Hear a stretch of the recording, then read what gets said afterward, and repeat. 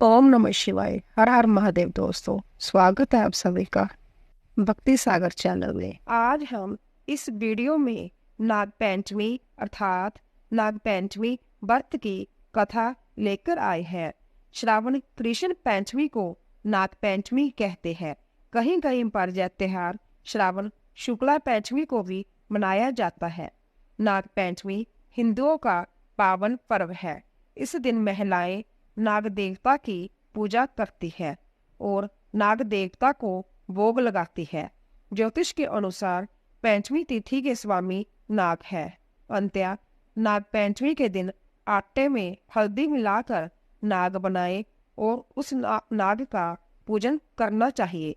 सुगंधित पुष्प तथा दूध सर्पों को प्रिय होता है, इसीलिए यह वस्तुएं अर्पित करें और व्रत के दिन नाग पंचमी की कहानी सुननी चाहिए।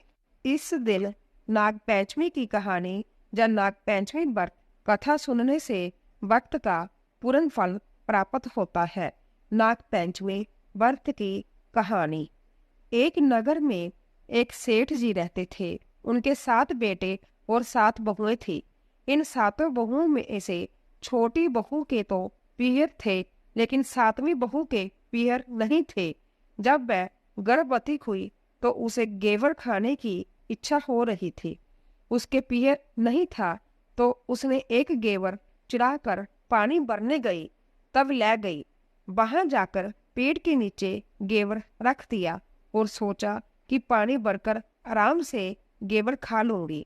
जब वह पानी भरकर गेवर लेने गई तो वहां गेवर नहीं मिला। उस पेड़ के पास एक बांबी थी, उसमें एक नागिन रहती थी। वह नागिन भी उस समय गर्भवती थी। गेवर को देखकर नागिन की इच्छा उसे खाने की हुई और उसने गेवर खा लिया।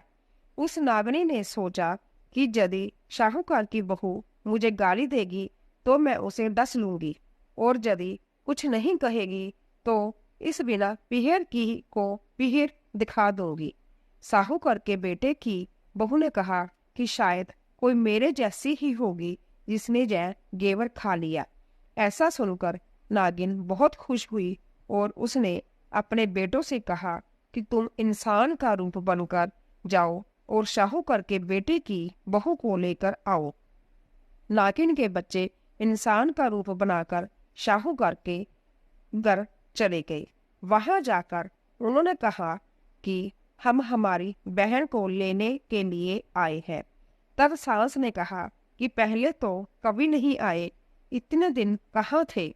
तब उन्होंने कहा कि जब हमारी बहन का जन्म हुआ तब हम नानी के घर थे और शादी हुई तब हम परदेश कमाने के लिए गए हुए थे। उन लड़कों ने बहुत सारे कपड़े, गहने और मिठाइयाँ बहन के सास और जेठानियों के लिए ले गए थे। सास अत्यंत प्रसन्न हुई और जेठानियां उसे देखकर जल कुड़ रही थी। सास ने बहू को उनके साथ में भेज दिया।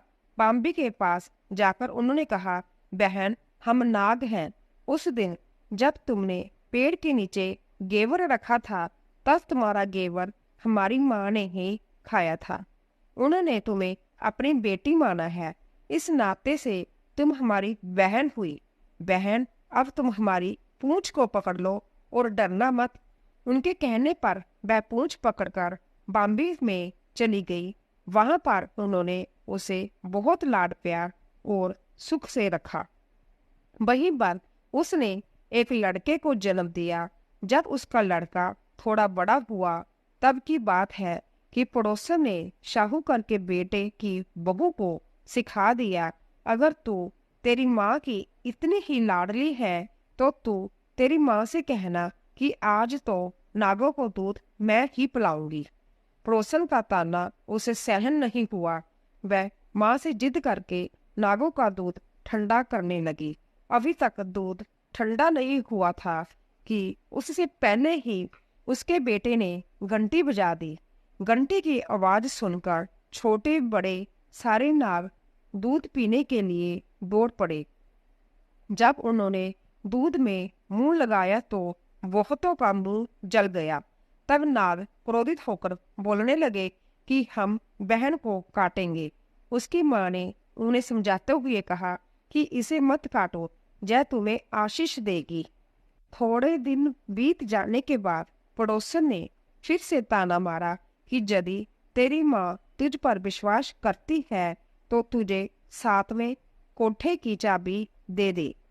उसने माँ से जिद करके चाबी ले ली और जब ताला खोला तो अंदर झूले में बाबा नाग झूल रहे थे। उसने बाबा नाग से कहा, सत सिया राम बाबा। उन्होंने कहा कि तूने सत सिया राम कर लिया, वरना मैं तुझे डस लेता। तब उसने कहा कि आप तो मेरे पिता हो, मुझे कैसे डस सकते हो? और बोली, जियो नाग नागनी, जियो बासुकी नाग, जीन मेरो लाड लाडया 9 करोड़ का हार। नाग देवता ने उसको 9 करोड़ का हार दे दिया। माँ ने अपने बेटों से कहा, भाई तो अब बड़े घरों में हाथ डालने लगी है, उसे घर पहुंचा दो। नागों ने शाहूकार के बेटे की बहू को बहुत से गहने कपड़े दिए और ससुराल पहुंचा दिया। थोड़े दिनों की बात है, इसका बच्चा झाड़ू तोड़ रहा था। ताई ने कहा, झाड़ू मत तोड़, इतना तोड़ने का शौक है तो तेरे नाना मामा के जहाँ से लाया होता। सांपों ने सुन लिया। माँ से जाकर कहा। माँ ने कहा, 2 झाड़ू सोने की बनवाओ, 2 चांदी की बनवाओ और 2 आओ। ताइयों देखकर जल गई, कहने लगी, इसके तो ताने मारने से डर पड़ता है। कुछ दिनों के बाद की बात है, बच्चा गेहूं बिखेर रहा था। ताई ने ताना मारा, गेहूं बिखेरने का शौक है तो नाना मामा से ले आता, हमारे जहाँ तो मत बिखेर। सांपों ने सुन लिया। जाकर माँ से कहा। माँ ने कहा, 2 बोरी दाने सोने के गड़ाओ, 2 बोरी दाने चांदी के गड़ाओ और दे आओ। ताइयां और जल गई, कहने लगी, इसे ताने मत मारो, इसका धन बढ़ता है। छोटी जिठानी लकड़ी लेने गई, वहां सांप था। उसने सोचा सबसे छोटी को भेजना चाहिए, सांप उसे खा जाएगा तो मुसीबत मिट जाएगी। छोटी बहू लकड़ी लेने गई तो वहां सांप बैठा था। बोली, भैया राम राम। सांप ने झट से बिछुए दे दिए, पहनकर छम छम करती चली आई। जेठानियां देखकर जल गई। 2-4 दिन बाद पान की गड्डियों में से एक सांप देखा तो बड़ी जेठानी ने सबसे छोटी को पान लेने भेजा।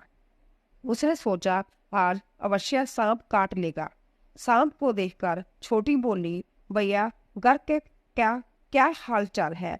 घर में सब ठीक ठाक तो है? सबको मेरा राम राम कहना। सांप ने मुंदड़ी पहना दी। जेठानियां फिर जल गई, उड़ गई। उसका पति दुकान से आया, तब सिखा दिया कि तेरी बहू को तो सांप बिच्छू से दोस्ती है।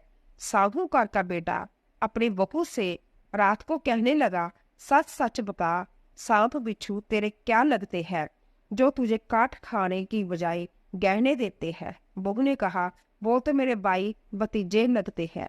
फिर उसने सारी बात अपने पति को बताई। पति ने कहा, तो क्या तेरे भाई भतीजे तुम्हें ही बुलाते हैं?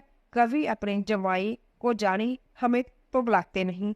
आने कोने में छिपे सांपों ने बात सुन ली तो जाकर अपनी माँ से कही। माँ ने कहा, दोनों को बुला लाओ। वे इंसान का रूप बनाकर दोनों वह बच्चों को बुला लाए। खूब कपड़े गहने देकर तीनों को विदा किया। ऐसा समर्थ पियर नागपंचमी की कहानी कहने वाले को, नागपंचमी की कहानी सुनने वाले को सबको मिलो। जैसे अनबिगड़ो वो पहली रही थी, किसी को भी ना रखे।